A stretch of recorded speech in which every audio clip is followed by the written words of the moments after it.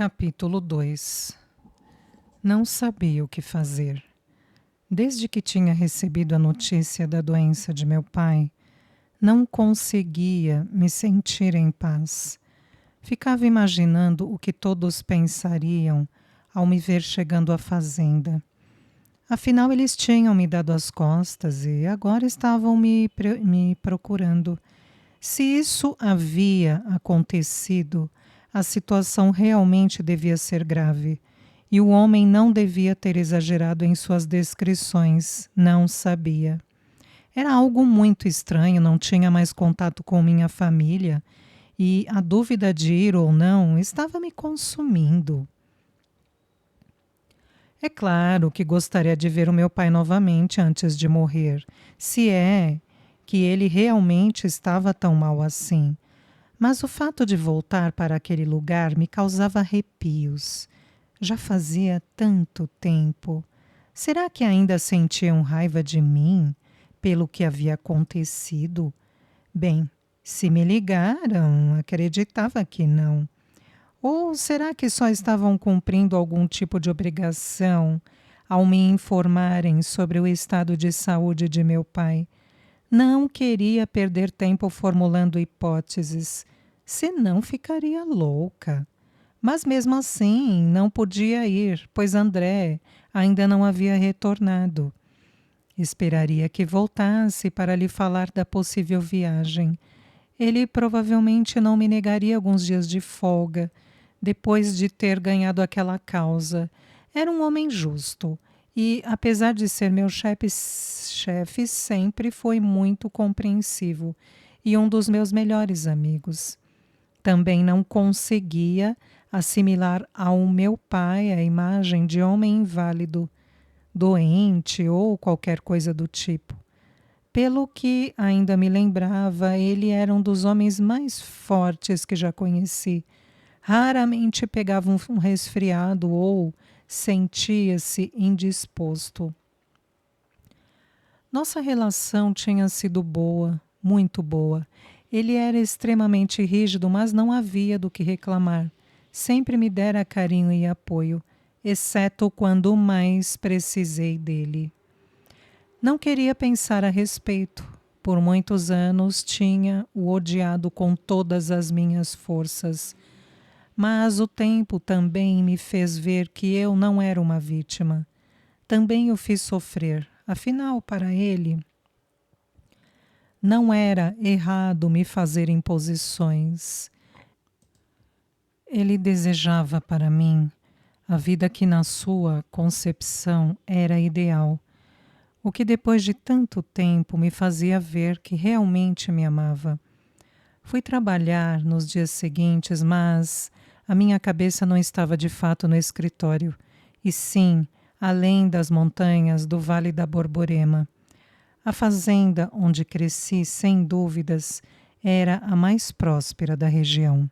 Meu pai sempre foi um fazendeiro respeitado e empregava muitas pessoas, dava-lhes abrigo, e isso fazia com que nossa propriedade se assemelhasse a uma pequena vila.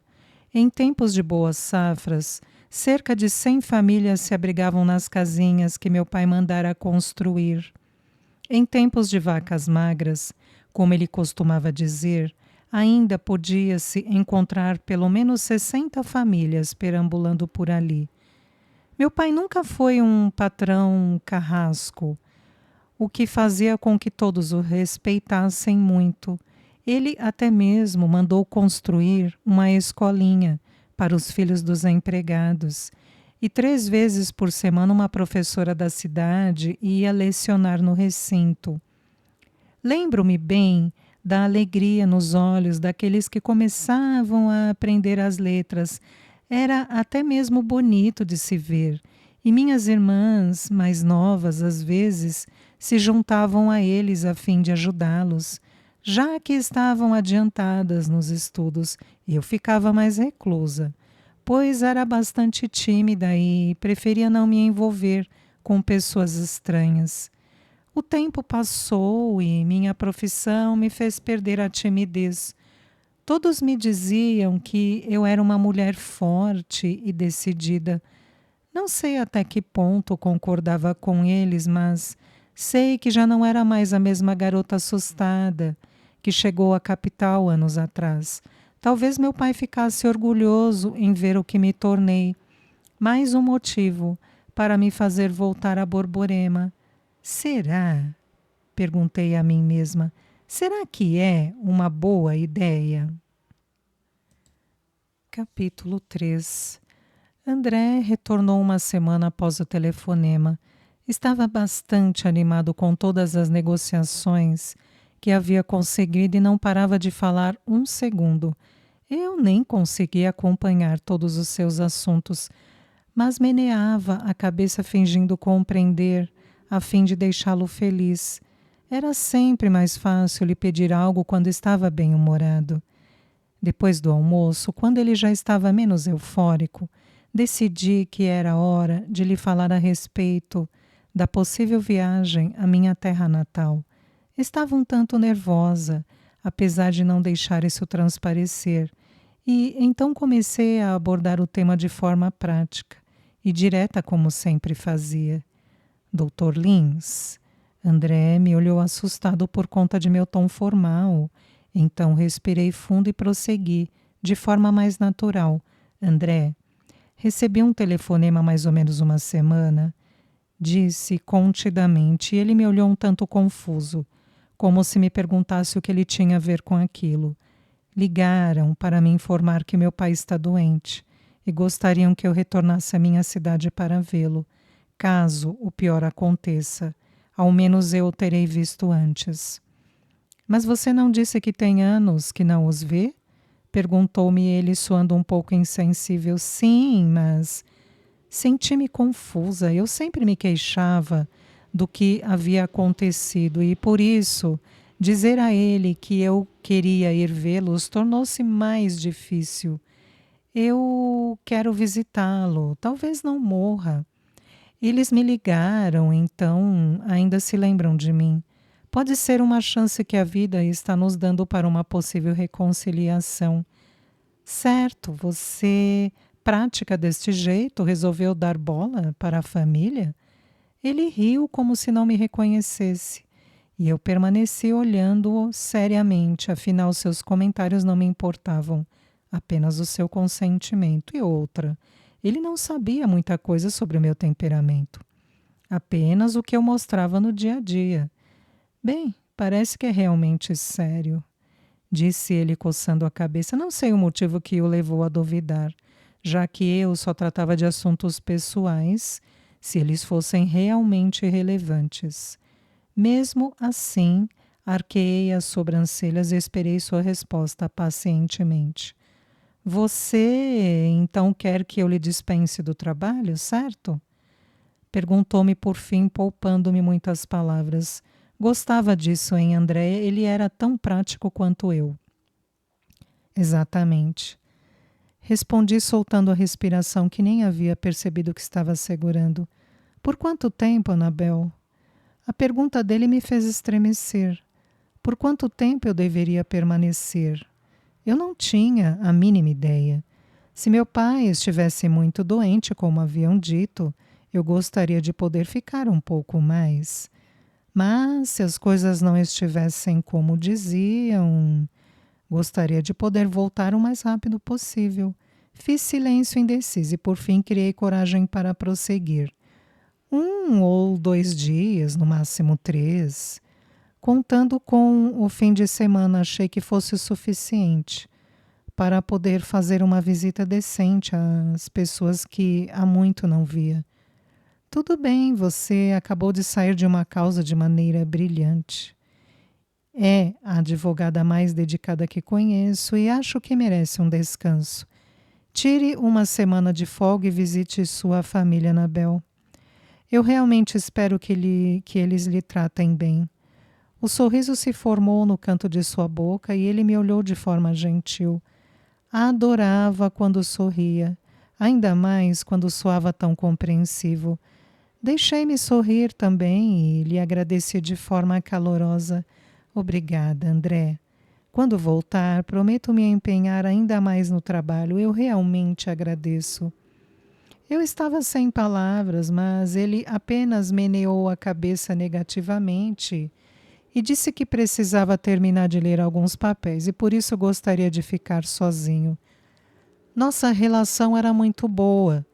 André era solteiro, tinha muitos planos e não era muito mais velho que eu, o que nos possibilitava passar longas horas conversando em um barzinho depois do expediente. Mas quando queria ser rude, ele conseguia ser mais rude do que qualquer outra pessoa. Não permitia erros. Ficava sempre agitado quando uma causa importante aparecia. E seu nível de estresse era tão alto que, vez ou outra, tinha que arranjar uma nova secretária. Por isso, antes da viagem, ele andava completamente mal-humorado, gritando com todos e, assim, tive a certeza plena de que somente agora era uma boa hora para lhe pedir folga, pois com a euforia da volta da viagem e o sucesso no caso, não ficaria ponderando os prós e contras que minha viagem traria ao escritório. O dia terminou sem maiores agitações. André estava com tudo em dia, por isso não havia mais correrias. Era sempre assim, quando ele conseguia solucionar os casos maiores. E como tinha um pessoal igualmente competente, estava tudo caminhando dentro dos conformes. Até mesmo eu tinha concluído o meu caso, tornando o ambiente de trabalho menos carregado. Porém, essa paz nunca durava muito tempo por causa da boa fama do escritório, que nos trazia cada vez mais clientes.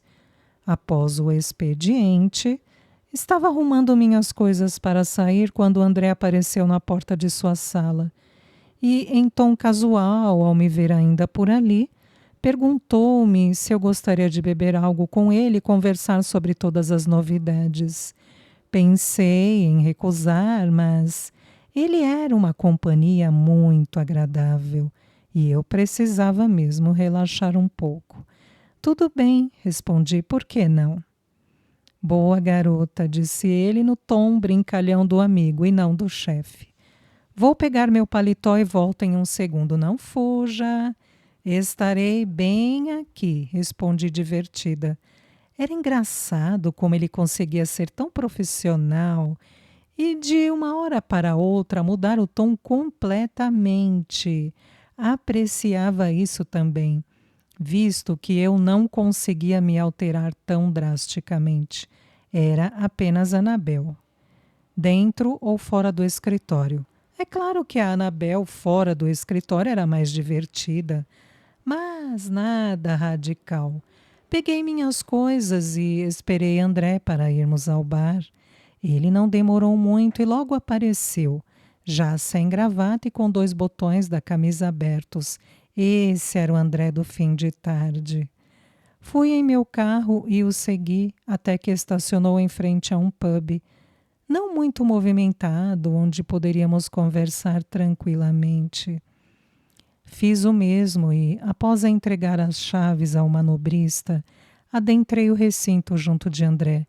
Era ótimo poder relaxar. E a noite foi muito divertida.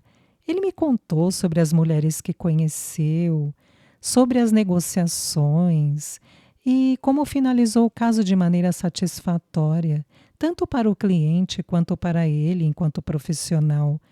Esperava um dia ter metade do seu talento para a advocacia. Ele era simplesmente sensacional. Você é realmente muito bom no que faz. Comentei, bebericando meu martini despreocupadamente. É, mas não somente de trabalho vive um homem. Ele olhou para mim mais seriamente e depois se esparramou em seu assento. Como vai esse coração de pedra aí? Percebi que apenas eu te contei sobre minhas saidinhas e você não me disse nada. É, porque não tem nada para dizer, André. Apressei-me a dizer, dando uma boa olhada ao redor. O lugar estava bem cheio, mas ninguém ali parecia despertar minha curiosidade. Você sabe como eu sou. Tenho alguns encontros casuais, mas nada sério. Não quero me comprometer. Você é realmente estranha. Já te conheço faz um tempo e nunca fala de namorados, de sentimentos ou qualquer coisa mais calorosa. Você sabe que tem que dar um tempo de vez em quando e curtir a vida, não sabe? Dei um sorriso divertido e, para me esquivar do assunto, apenas disse: Mas quem disse que eu não curto? Enquanto conversávamos, ignorando totalmente a minha presença, algumas mulheres deram em cima de André de forma descarada. Não as culpava, ele realmente era um homem muito bonito.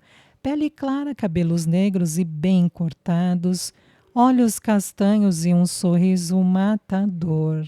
Sem falar dos seus 1,80 m de altura e o porte atlético, que com o paletó esbanjava a sensualidade. Uma foi tão atrevida que até mesmo passou o número do celular para ele. Bem-humorado, André prometeu ligar de volta e eu não conseguia conter os risos. Também queria ter metade da espontaneidade dele. Talvez minha vida pessoal fosse menos entediante e eu conseguisse ter mais encontros bem-sucedidos. Não que isso fosse uma prioridade. Sabe, Anabel, disse ele quando já estávamos nos despedindo, para ir para casa. Gosto de conversar com você porque pensa como eu. Você é como um homem. Não é uma mulherzinha fresca, é como um homem. As frases dele me deixaram confusa. Não sabia o quanto ali era um elogio, mas esbocei um sorriso fraco em resposta. Afinal, ele havia bebido um pouco e não controlava suas palavras. Certo, cuide-se, chefe, eu vou para casa. Preciso ajeitar as coisas para a viagem. Despedimos-nos e André se foi, garantindo que conseguiria dirigir. E que nem havia bebido tanto assim. Desaprovei sua atitude tão inconsequente, mas não tinha como impedi-lo. Só esperava que nada de ruim acontecesse. Suas palavras ecoavam em minha mente quando eu ia embora. Como um homem, ele disse. E talvez eu realmente fosse, pois era prática e nada romântica. Também, depois de tudo o que passei, era difícil ser de outra forma. Porém, não sabia exatamente o porquê aquilo me incomodava. André era um homem por quem eu facilmente poderia deixar minha vida de relacionamentos fracassados e tentar me dedicar a algo mais sério. Mas suas palavras evidenciavam que ele não pensava que eu era capaz disso. Não era apaixonada por meu chefe, longe disso. Só o admirava muito por tudo o que me mostrava ser.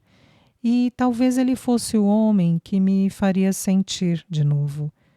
Espantei os pensamentos bobos e liguei uma música para relaxar. Apesar de o trânsito estar calmo, eu não morava muito perto daquela região da cidade e ainda iria demorar a chegar. Os primeiros versos da música invadiram meus ouvidos e eu quase que involuntariamente comecei a cantar junto. Oh, ficar totalmente maluca, esquecer que sou uma dama. Camisas masculinas, mini-saias, oh, virar totalmente selvagem, é fazer com estilo. Oh, entrar em ação, sentir a atração, colorir o meu cabelo, fazer o que eu quiser. Oh, quero ser livre. É, para sentir o que eu sinto. Cara, me sinto como uma mulher. Shania Twain foi uma das cantoras mais significativas da minha adolescência, e aquela letra era cheia de sentidos para mim. Não me importei em cantar a plenos pulmões, pois estava sozinha, e num final de noite onde qualquer coisa que pudesse aliviar a minha atenção era muito bem-vinda. Cheguei ao meu apartamento completamente exausta, mas ainda não podia descansar. Precisava arrumar minha mala para a viagem. Só de pensar nela já sentia um frio na barriga, afinal, seria a primeira vez que os veria depois de tudo. Tinha certeza de que aquele reencontro poderia ser, no mínimo, desconfortável. Capítulo 4. Decidi viajar no dia seguinte. Não tinha tempo a perder, visto que deveria voltar em menos de uma semana. Liguei para o número que havia me informado sobre a doença de meu pai e disse que estava a caminho. Pedi também para que alguém fosse me buscar na rodoviária, pois decidi ir de ônibus. Tinha certeza de que a cidade não era a mesma de quando eu era adolescente, o que não me deixava segura para ir de carro. A caminho dentro do ônibus, ensaiei inúmeras maneiras de dizer olá, de encará-los de frente como há muito não fazia. Pensei em meus irmãos. Será que também estavam na fazenda assistindo ao fim de nosso pai? Nossa infância havia sido agitada e nada monótona. Éramos 5 crianças levadas à breca. Eu, a mais velha, sentia-me responsável pelos outros e suas inúmeras traquinagens, até que tudo aconteceu. Sentada no banco do ônibus, fazia-me a mesma pergunta de forma persistente. Como é que estariam Diana, Marcela, Pedro e Henrique? Quando os deixei, Henrique não passava de um garotinho de 8 anos. Era muito apegado a mim e ainda me lembrava de suas lágrimas ao me dar um último abraço. Chequei o celular várias e várias vezes durante a viagem, nada de novo. Talvez André estivesse realmente empenhado em me dar aquela semana toda de folga, sem interrupções. De certa forma, isso era um alívio, mas também me deixava inquieta. Estava tão habituada a resolver os problemas do escritório que ficar horas e horas sentada dentro de um ônibus sem nada para ocupar a mente, enquanto as pessoas dormiam em seus assentos, ressonando sonoramente, era irritante. Coloquei o fone de ouvido e tentei relaxar. Recostei a cabeça no encosto macio do banco e regressei uns anos em minha vida. Estava nervosa com os primeiros exames da faculdade e preocupada, na verdade. Desesperada porque havia mandado inúmeras cartas aos meus pais, contando-lhes que havia finalmente conseguido ser aprovada no curso de Direito. Mas não houve resposta felicitando-me como eu esperava, e nem resposta para as outras infinitas cartas que escrevi. Será que elas haviam chegado corretamente naquela época? Eu sempre preferi pensar que os correios poderiam as ter perdido e por isso não me respondiam. Mas após me ligarem, eu tinha certeza de que tinham chegado e eles só tinham me ignorado mesmo. A viagem toda pareceu uma eternidade. Quando o ônibus finalmente estacionou na rodoviária do pequeno município de Siqueira Campos, senti o coração trepidar dentro do peito. Depois de tanto tempo, ali estava eu voltando às origens, encarando o meu passado de forma corajosa, a fim de acertar as contas com os meus familiares. O lugar, de fato, estava bastante diferente. Não era mais uma cidade tão pacata, na verdade, estava com um ar muito mais moderno e civilizado. Até mesmo a rodoviária não ficava mais no local onde eu lembrava. Senti-me extremamente insegura enquanto caminhava pelo portão arrastando a minha mala. Olhei ao redor. Estava angustiada. Será que alguém me esperava? Olhei mais uma vez, tentando procurar um rosto familiar no qual pudesse me apoiar. Mas era complicado, eu já não os conhecia mais. Era como jogar um cordeiro no covil dos lobos. Estranhamente, eu me sentia o cordeiro. Anabel? Escutei uma voz forte ressoar atrás de mim, bastante próxima do meu ouvido, pelo que pareceu. Rapidamente olhei para trás e me deparei com um rapaz muito bonito. Sua beleza era rústica e mal zelada, mas ainda assim era encantador. Vidrei os meus olhos nos dele, tentando reconhecê-lo, mas o meu cérebro dava voltas e mais voltas, sem conseguir obter algum sucesso. Sim, você é Anabel, só que está diferente. Ele sorriu.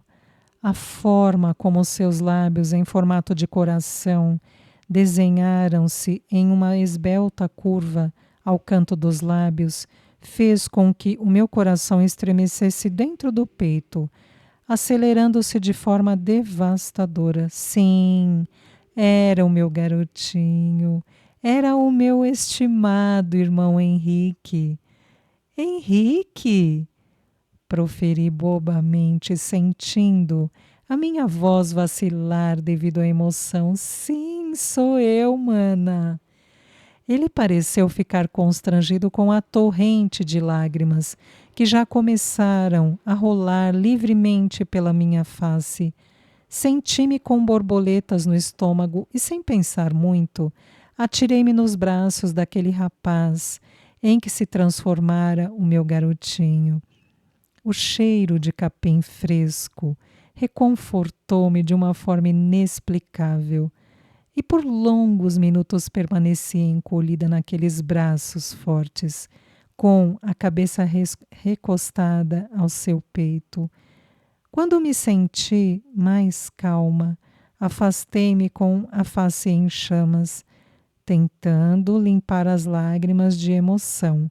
Mais uma vez mirei-o, e então um sorriso espontâneo tomou meus lábios e não pude deixar de comentar alegremente: como você cresceu, meu Deus!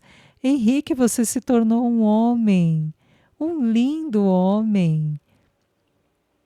Ele pareceu ficar desconfortável com meu comentário, mas não me importei. Engoli em seco e tentei recobrar a seriedade. Sentia-me uma criança novamente. E, de certa forma, era bom, mas eu já não tinha 5 anos de idade. Precisava ficar calma. Você também está diferente, disse ele em um tom ligeiramente confuso, como se ponderasse as palavras. Esperei por algo como está mais velha, mas não foi o que meu adorado irmão disse. Tornou-se uma mulher muito refinada. Te reconheci por causa das roupas, e quando se virou por conta dos olhos, eu jamais esqueceria deles. Não consegui deixar de sorrir diante de sua observação. Ele sempre dizia, quando era criança, que os meus olhos castanhos claros arredondados eram os mais bonitos de todo o mundo. Ainda era o meu garotinho, mesmo que agora estivesse muito mais alto que eu e mais forte também. Quando pequeno, eu era o seu porto seguro. Meu querido, abrace-me novamente. Pedi já de braços abertos. Senti tanto sua falta. Ele não se fez de rogado. Abraçou-me fortemente, causando-me falta de ar, mas também aconchegando-me, como se eu jamais pudesse ou quisesse parar de abraçá-lo. Estranho. Eu, há muito tempo, havia me privado de tais emoções.